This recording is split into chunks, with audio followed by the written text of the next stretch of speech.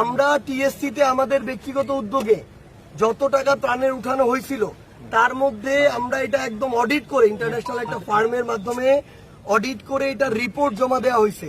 যে কয়েকটা ছিল পাই টু পাই টাকা ত্রাণ মন্ত্রণালয়ের যে ফান্ড সেখানে আমরা জমা দিছি ঠিক এই কারণেই, কারণ আমার এই লজিস্টিক্স নাই, আমার এই ম্যান পাওয়ার নাই। আমি আজকে থেকে 1 বছর আগের কথা বলতেছি, অগাস্ট সেপ্টেম্বরের কথা।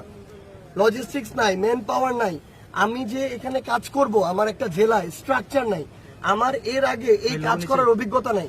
তাহলে আমি যদি এই টাকাগুলা আমার তো অ্যাবিউজ হয়ে যাইতে পারে। তো আমি কি করব যেন প্রপার ইউজ হয়। এই প্রপার ইউজটা হওয়ার জন্য আমরা ওইখানে দিচ্ছি, কারণ তাদের জনবল আছে, সরকারের ওই জায়গায় দিচ্ছি। আমরা যদি অন্তর্বর্তীকালীন সরকারের একটা মন্ত্রণালয়ের উপর আস্থা না রাখবো তাহলে কার উপর রাখবো? এটা তো আওয়ামী লীগের মন্ত্রণালয় না, এটা ডক্টর ইউনূসের অভ্যুত্থান পরবর্তী সরকারের মন্ত্রণালয়। আমরা সেখানে দিচ্ছি যেন এটার প্রপার ইউজ হয়। তার জনবল আছে, তার